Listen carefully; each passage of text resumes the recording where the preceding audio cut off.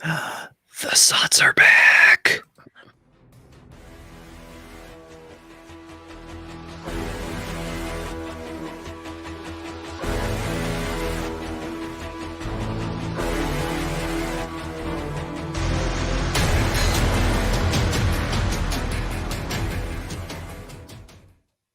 And welcome back to Story on the Spot. Hey everybody, how you doing? Anything good since last week? Since our last show last week? Everybody? No. I changed my background. I'm not in a cave anymore. I would like everybody to recognize that and congratulate me for all the hard work I've done. And you have a typewriter with its own lamp.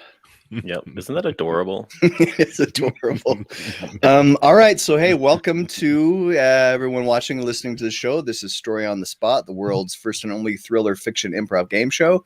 We haven't been here for a while. It's been about 6 months since we've done a show, and I'm ready to tell everyone why. The truth is, I spent a little bit of time in federal prison. I'm out and rehabilitated and ready to be a happy, productive member of society.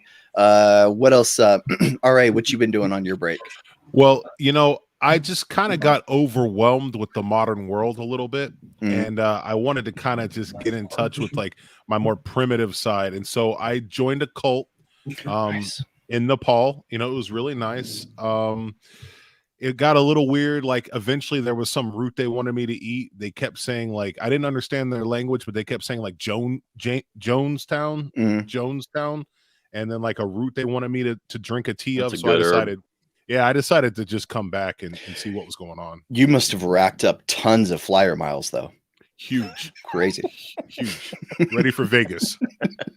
Craig, what you been doing the last few months? I haven't been gone. Oh. I've been here every week and just nobody else showed up. Sorry, that's my bad. At some point, I just finally got so discouraged. I thought everybody was avoiding me.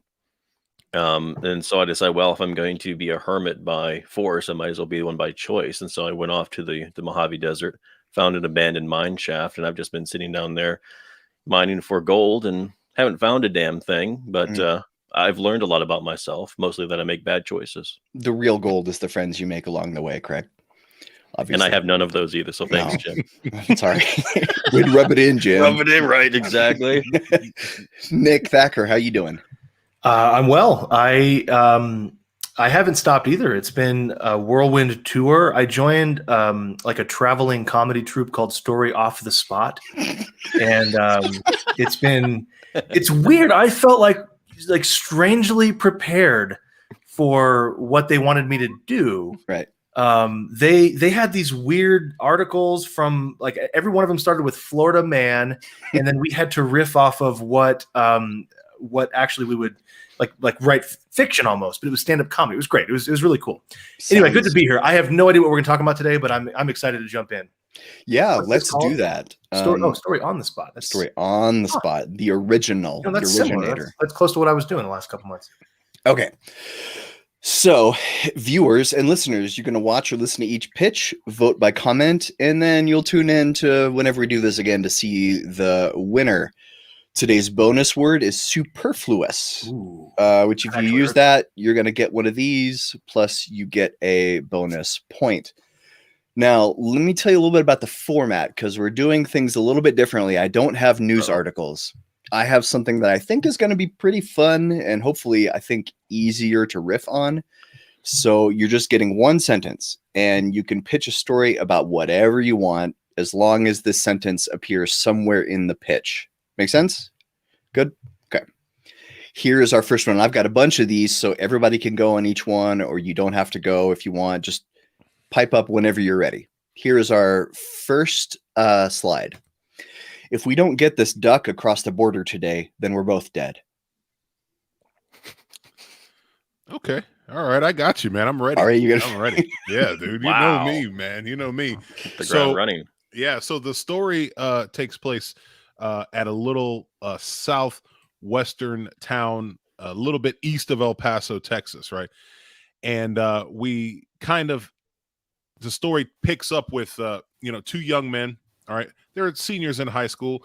They don't come from much, so they're trying anything they can to kind of make some money so they can one wants to buy a car and pretend like he's in the Fast and the Furious, and the other wants to go to college. So I think those are two admirable goals, personally. Well, one of their older brothers has a contact in Mexico, right? And he says, listen, all you have to do is go across the border, talk to my guy in Mexico. He's going to set you up. He's going to give you a bag. You got to bring it back to the States. Don't ask what's in the bag. Just don't ask. And he goes, are you sure I can? Do not ask what's in the bag. Just do whatever he tells you. So the one friend talks to his buddy. They go, yeah, let's do it. So they take off. They go down. They end up in a Oaxaca, Mexico, and they meet someone. It's kind of an interesting house. It's a big villa. There's a big lake behind it. You know, it's very picturesque, and there's all sorts of waterfowl and birds and things like that. And guy gives them the bag, and they go, all right, cool. Well, along the way, they have a breakdown with a car, and they're set upon by some cartel guys, right? The cartel guys run them off into the desert and take their bag. Well, they call the brother and say, hey, listen, can you send someone to pick us up? We've had the worst run of luck. This is awful. And the brother says, well, where's the bag, first of all? And they go, we don't have the bag. And the brother goes, what do you mean you don't have the bag? You have to have the bag. And they go, listen, screw the bag, man. Come and get us. Bring us back to the States. And he goes, you don't understand. All right. That bag, right, contains a duck, right? And the duck is full of the purest heroin on the planet, right? I've been smuggling drugs in these ducks for years for these guys. These are not guys that you want to play around with. You don't mess with the duck smuggle, all right? Get the duck, get the bag, and get back here. So they hang up. Both the kids are terrified, right? Both the kids are terrified. What are we going to do? What are we going to do? And one just starts running around frantic, cartel guys and duck smugglers, and this is awful. What am I going to do? And the one slaps the other one, pow, right in the face. And he says, listen, if we don't get this duck across the border today, then we're both dead, okay? Now pull yourself together. Let's go find this duck and bring it back to America. The end. Lovely. R.A. McGee. Absolutely. Duck Smugglers is our first contender for episode title. Does anybody else want to pitch on this? You don't have to, Craig or Nick. Or if you got a story for this, go right ahead. I don't think I'm going to duck around with that story, actually. Well done. Nice. Craig? All right, I'll take a stab at it. Oh, great. This is back in medieval times, and there was a king who had managed to capture all of the territory in the known world there. And he was a very stoutly king corpulent was his name. And his favorite meal was duck. So he got ducks from all over the kingdom, tried them all, ate them, became very bored with the ducks that were at his and within reach to put into his gaping maw. And so he put out a call to the kingdom, like, anybody can bring me a duck I haven't yet tasted, you're going to get half my kingdom. So these two brothers who had lived in poverty their entire lives, they scoured the kingdom, finally came across this farm in the far reaches of the kingdom, very rare duck. And you could only find it that one place. And they tried, like, this is the most damn delicious duck we have ever had. We've got to get back to the king. We're going to be wealthy men. So they tried going back to the king. Come to find out, though, these two men were actually related to the king, distant cousins. And this was their plot to kind of take over part of his kingdom. They'd been feuding for many years. The king finds out their plans. So he sends out his men in arms to stop them. Self-protection, grab the duck, keep them from coming so he doesn't have to give them half the kingdom. And they engage in this cat and mouse game, trying to get through the woods and the swamps and all of that. And they finally come to the border between the main kingdom and the province where they found the duck. And the river is at Ari can't even handle the story. He just disappeared. Yep. Oh, there he is. You didn't want to see that face that I just made. I was going to make you the star of the tale. I'm listening. No, so there's a river. There's a ravine here they have to cross, and they're standing on the edge of the ravine, and they realize that their entire lives have come down to this very moment, and they're holding the duck in their hands, and like, you know what? If we I can't remember the line. Oh, whoops. No, I'm stuck. If we can't get this duck across the border, then we're both dead. And so what does one of the brothers do? He tosses the other brother into the ravine. He's alone holding the duck, and he's able to make deal with the men-at-arms. Gives them half the duck, and it's so delicious that the army settles for half the duck, and they both turn on the king. And not only does he get half the kingdom, he gets the whole thing. Mm. Dun, dun, dun, dun. There's Nicely the dog. done. Okay, so you already saw the next thing. Mm. Oops. By the way, can anybody hear my twins wrestling in the other room? Okay, good. I said, hey, Daddy has a meeting. Please be quiet. What do? They're in there having a Hulk throwdown. So that's why I was partially distracted during that story. I was just making sure nobody else could hear it. Nah, you're all good, Craig. Okay, I'm actually going to skip that next one because the one after it is much, much better. So here we go. If I find fewer than 3 snickerdoodle cookies in this container, we're going to have a problem. That applies to my twins too. Mm. Mm. Nick, do you want to go first since you skipped out on round 1? God, I hate this show. Thanks for coming, Nick. Glad you came. Oh man, I don't even know where to begin. Anything you want. I like Anything the you news want. stories better because it would give me something to go off. Okay, This is I got you. I'll buy you some time, Nick. I'll buy you some time. All just right? give me a little bit. I got you, brother. Don't worry. So here's what we're dealing with. Okay, what most people don't know is that the mascots that we see on our readily available brands of cookies and things like that, they're caricatures of the actual creatures that make these brands and these cookies. So like there is actually a Tony the Tiger, you know what I mean? There's the Snap Crackle Pop guys, there's all these guys. And very much in the tradition of Nightmare Before Christmas, they kind of all have a beef and they're all after each other. Well, the Keebler elf, right? The Keebler elf, not the little happy guy that you see, you know, on in the tree and stuff, but the actual Keebler elf is more akin to like John Gotti than like these little happy like food guys, you know? And so he's been noticing that every year their share of the market is being eroded and eroded and eroded and eroded. And he's starting to figure out that their downfall happened when Girl Scouts started selling cookies. All right. So his first instinct is to just off them all. But then he realizes like a genocide against like 1 million little girls is probably not good for PR. So he thinks, why don't I go? I'll dress up in normal clothing, right? So no one knows I'm an elf. I'll go to Walmart because I know that they'll be outside and accost me to buy some Girl Scout cookies. And then I'll get some snickerdoodles because I've heard good things about the snickerdoodles, right? I'll bring them back to my laboratory, right? And I'll have my guys deconstruct these cookies, right?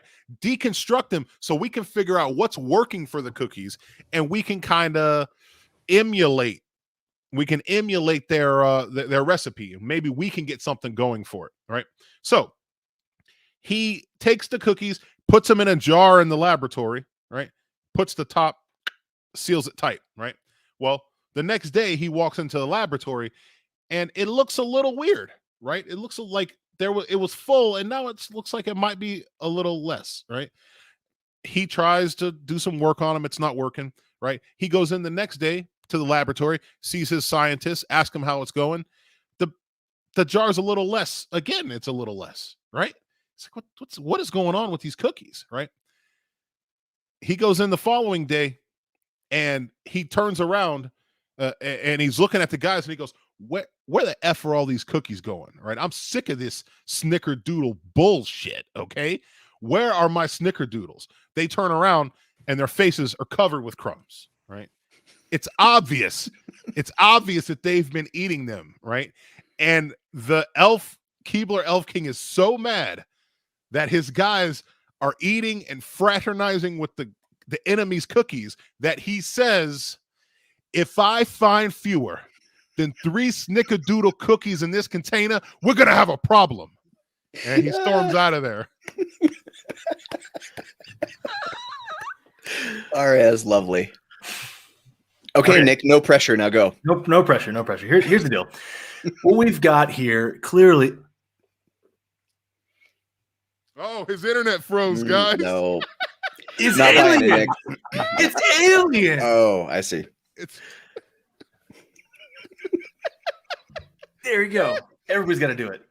All right, that's the end of my story. No, so what we've got here is a situation where we've got about 30 years into the future, and the world has been taken over essentially by aliens. And the only way that these aliens will leave humanity alone and not eat us is if we cook snickerdoodle cookies for them, because we found out that they just really love these snickerdoodle cookies. And so we have a hero, and this hero in the story decides that he is going to once and for all solve the problem of the snickerdoodle shortage, because there's just not enough bakers that can make snickerdoodle cookies, and the aliens are starting to look kind of sidelong, is that the right term, at some of the humans, like, you look tasty, and everyone's been eating these snickerdoodle cookies, so we're all sweet and kind of fat and everything. So aliens not wrong, you know what I'm saying? And so, you'd make cookies, and most people, they can't not eat a snickerdoodle when you bake them. So everyone's fat on snickerdoodles, even though they've been making them for their aliens. That it's kind of like the British invasion. They kind of came over and not the British invasion about punk rock, but like the real British invasion, where like they lived in our houses and stuff. Brits already know so much I like Brits.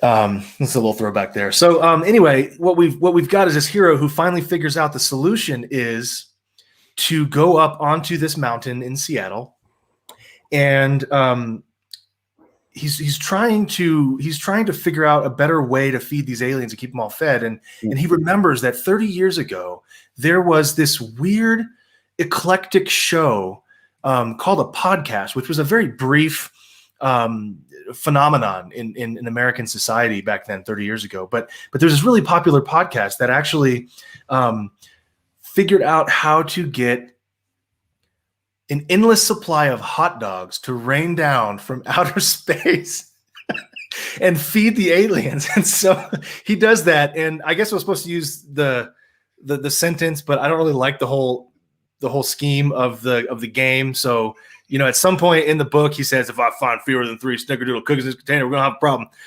But the book's about the hot dogs from outer space as a throwback. And I mean, that's a wrap, folks. Like, I'm not sure what else we can add to that.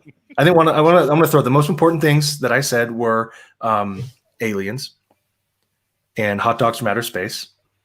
And then I did get the point for using the sentence correctly. That is Nick did a callback to episode 25, I think, or so. It's called Hot Dogs from Outer Space. Desiree suggested snickerdoodle bullshit.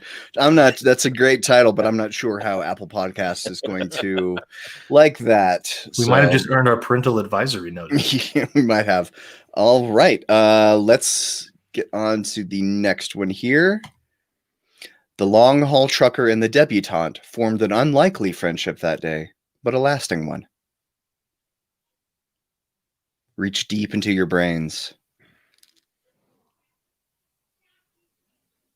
I mean, I gotta let somebody else go first. I can't go first again. I mean, if nobody's got, you don't have to pitch on every single thing. If nobody's got, all right, I'll do it. Tell us about the long haul trucker and the debutante, Craig. So the sun is setting, right? He's approaching. He's coming through dinner. And if you've through Colorado, a couple of you have lived there and do live there, and you don't really see the mountains necessarily coming from the east until you get towards Denver a ways. So he's pulling up there. The sun is, beginning to set. Beautiful scene. And the trucker he sees this debutante on the side of the road. And so he pulls over and says, "Can I give you a ride?" And she says, "Why, of course. I've been waiting for somebody who looks just like you and drives a truck. So please allow me to take a ride with you." This happens way more than you would think.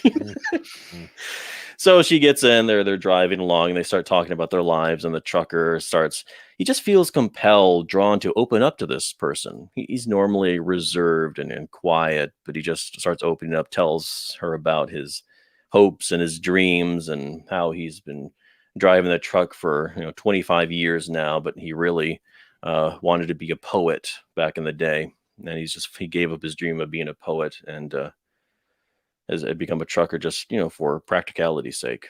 And she's like, you know what? That makes a lot of sense. She's like, I haven't always wanted to be a debutante. I have long wanted to be a long haul trucker. And they're like, that's interesting. So they get to the border of Colorado. This is my favorite story I've ever heard. Please keep going, Craig. And they realize, you know what? We should join forces. We could become a poetic team of the debutante long haul trucker. In fact, we could even switch roles. The long haul trucker, I could become debutante, and that would give me opportunity. Wouldn't be working so hard. And I could, pursue my dream of being a poet. The debutante says, you know what? I could get rid of all this ridiculous societal pressure, and I could become a truck driver. And that's an absolute. So they switch seats. She's driving along, miraculously knows how to handle all the controls there. And they're driving along. And the trucker's, penning poems. He doesn't want to waste any time. She reads a few of his poems at the next truck stop, and she says, you know what? We're going to have to switch back. Your poems are so terrible, awful, horrific. You really should go back to being a truck driver. And after this brief counseling session, the trucker's like, you know what? That is absolutely true. Here I have just spent 25 years bemoaning my fate, having to be a trucker, and I suddenly realize that, you know what? If I had pursued the dream of being a poet, I never would have made it because my poems are terrible and they suck. And I would be living under a bridge right now. At least with truck driving, I make a good living. I take care of my family. And the debutante says, you're married? That's beside the point. So they're... Because they had already done other things prior. So I didn't want to get into this on the family show.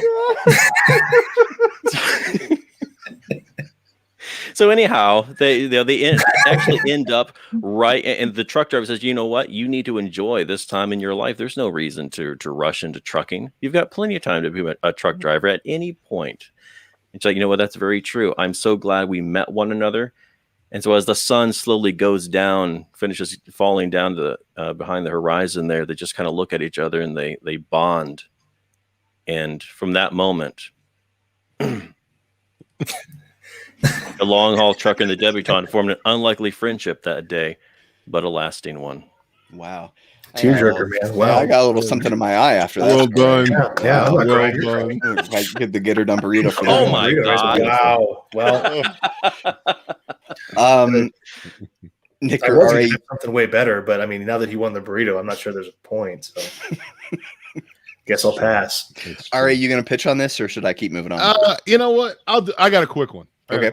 All right. So a young man has decided that he listened to the news long enough to learn that trucking was a viable industry for him. Right. So he forged his CDL license and set out one day. Right. He doesn't really know what he's doing very well, but he manages to stick shift and all that stuff until he gets a flat tire. Right. The flat tire, he's on the side of the road. The guy's got nothing. He can't figure out where the jack is. He can't figure out how to get the lug nuts off. He's all kinds of screwed, right? He sits down on the side of the road and he's crying like a baby, right? Well, a few minutes later, a BMW pulls over to the side of the road, right? Door opens up. Out swings a very classily clad leg, right? She stands up and it's a woman, right? A young woman. She's going to a debutante ball, right? And she says, hey, buddy, can I help you? Can I help you? And he goes, I don't know how to change the tire. What am I going to do? And she goes, well, I wasn't always training for a debutante ball. Prior to this, my dad was a trucker and taught me how to change tires. And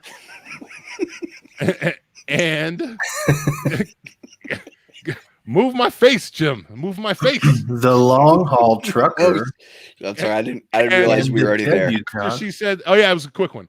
After she changed his tire and sent him on his way, the long haul trucker and the debutante formed an unlikely friendship that day, but a lasting one. Ooh, that was beautiful.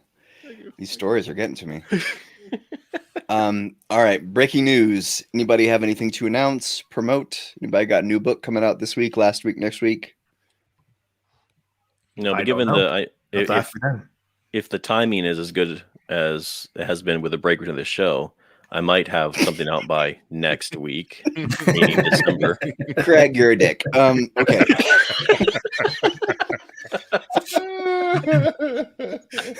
I'd like to announce Harvey Bennett 37.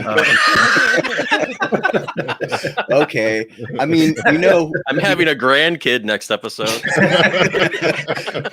we came together because it's Yom Kippur to celebrate the holiday. I don't think any of us here are Jewish. We're all just huge fans of the holiday.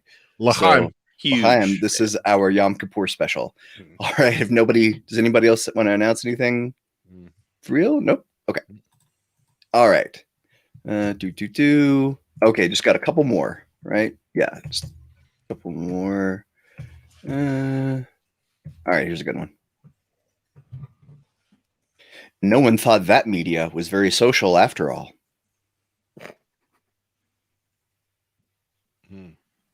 If it's no good, I could skip that it. One's really vague. It's okay. It's okay. All right. Okay. All right. So, at the Facebook headquarters, which is in where? California, I think, right? Is that where Facebook is? Okay. They have been, well, let's face it, they're just kind of taking over the world, and they've been doing some repairs to the structure itself, right? So they have, they're putting like new beams up, like new big like billboards. They have those special fiber optic, screens and stuff like that. Real fancy type business, right? Well, a young man was walking into Facebook because he was really excited about working for them and really trying to expand the social media giants' presence and get their fingers and tentacles into all kinds of things, right?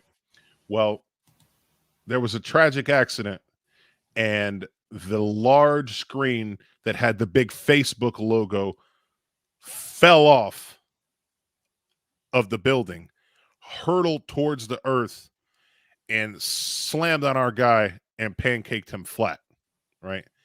And no one thought that media was very social. Okay, that was well done.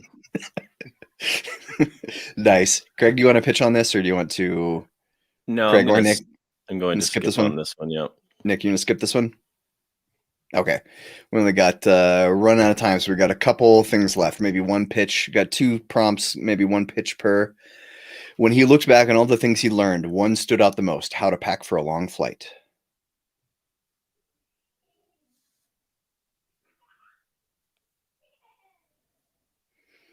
Anybody want to pitch on this one? Nope. All right, moving on. Here is our last prompt. So the secret ingredient was salt? If only the Canadians had found out in time. Okay. I'll do it. Go ahead, Greg. All right. So North America is at war. Canada versus the United States, right? And surprisingly, perhaps, Canada prevailed. Mostly because they just were so nice that the United States just could not seem to pull the trigger, literally or figuratively. And they ended up taking over the United States just by being so damn nice. Turns out they weren't as nice as they might have appeared, though. And because once you get them alone with their conquered peoples, turns out they have pretty hefty appetites for Americans, literally speaking. I can hear my kids out there. Anyway, speaking of, so they begin to dine upon their newly conquered subjects. But again, the strange plague starts coming over the Canadians, and it only seems to be striking them. Come to find out through extensive research that Americans are somewhat toxic, and the only way to neutralize that toxicity is through salt. But because Canadians are so happy and healthy, they don't use a lot of that. So they end up killing themselves off, even though they won the war. And if I had a certain line to read, I could wrap up. So the secret ingredient was salt after all. And if only the Canadians had found out in time, they would have stayed in power long enough to enjoy the spoils of war. If only. Sad. Very sad. Okay, well, to round us out here, there's a similar story. It's actually alternate history. Craig's was alternate history. Mine's real history. Where the Canadians are trying to succeed as a nation state, and they just can't do it. They keep getting conquered by people. Even the indigenous people that they overthrew when they first got there are starting to revolt and come back, and they're just so nice that they just kind of roll over, and they can't quite figure out what they need to do differently. Now they keep looking at their much richer, much better looking Southern cousins, the Americans, and they're seeing the Americans succeed wildly beyond their dreams, and they can't figure out why, because the Americans really don't have anything going for them other than their dastardly good looks and a lot of corn. And they're like, well, we have corn and we've got some good looking ones, and so we're going to make the prime minister this really good looking person. And it just, nothing seemed to work. And so finally our hero goes south and he says, I'm determined to figure out why it is that America is successful and doesn't keep getting overthrown when my own home country can't not get overthrown. Every weekend there's somebody else coming in going, hey guys, you belong to us now. And it's just frustrating. It's just frustrating. All the people, everybody blood in the streets and tanks everywhere and everyone's dying, and it's just really frustrating and disheartening for him. So he goes south and he knocks on the door at the White House, and they let him in because he's Canadian. And he's like, hey, what's going on? Like, I don't understand why we keep getting overthrown. And the Americans, they laugh and they chuckle and all that. And they're like, well, son, come in here. Come in. Just let me show you what it is. And he listens he listens and gets to see this live broadcast of the American president bitching and moaning about all the ways that the world has done him wrong, and why Americans are so angry. And he's just really salty.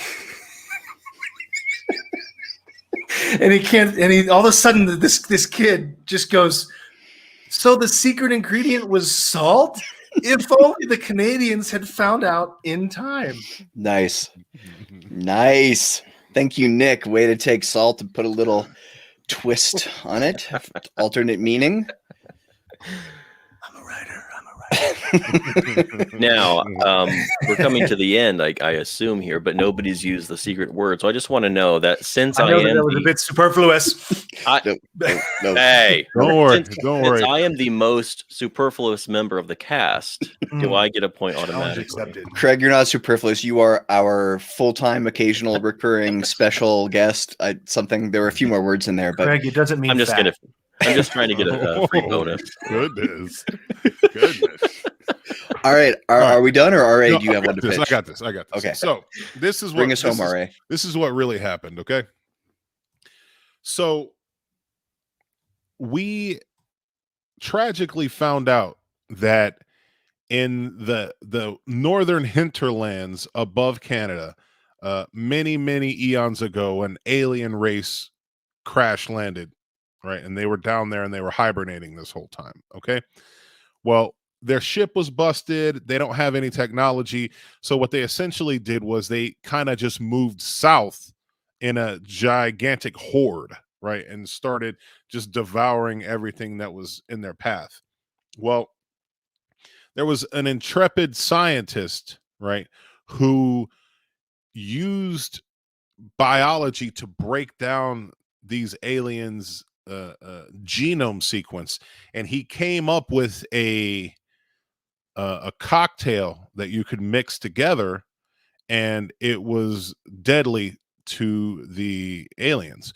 The problem is that as he was sending out the ingredients to everyone, his computer kind of crashed and he had like a problem, and so the ingredient list was a little bit truncated, right? And so what happened was the doctor was talking to people while he was attacked, sending out his thing. And so on film, it's, it's this, it's that, and it's the thing that you, oh, what's that thing called? You guys have it.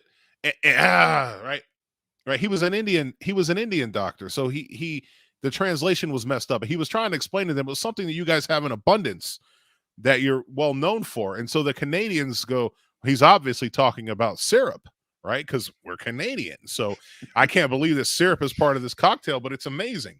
So they mix up the cocktail. It's got syrup. It's got everything. And they march out to meet them in battle. It's a real Game of Thrones-esque scene. And they promptly get devoured and torn to bits because, the syrup is just not working. Their magical ingredient isn't working. Well, the Indian doctor's apprentice who was in the States is working hard to try to decode this and figure out. And he runs all these tests and he makes up a test unit, right? And he gives it to a special forces soldier who parachutes behind the lines and kills all sorts of aliens with this new recipe. And he calls back and he goes, hey, your recipe was a success. It was a go. Everything was good.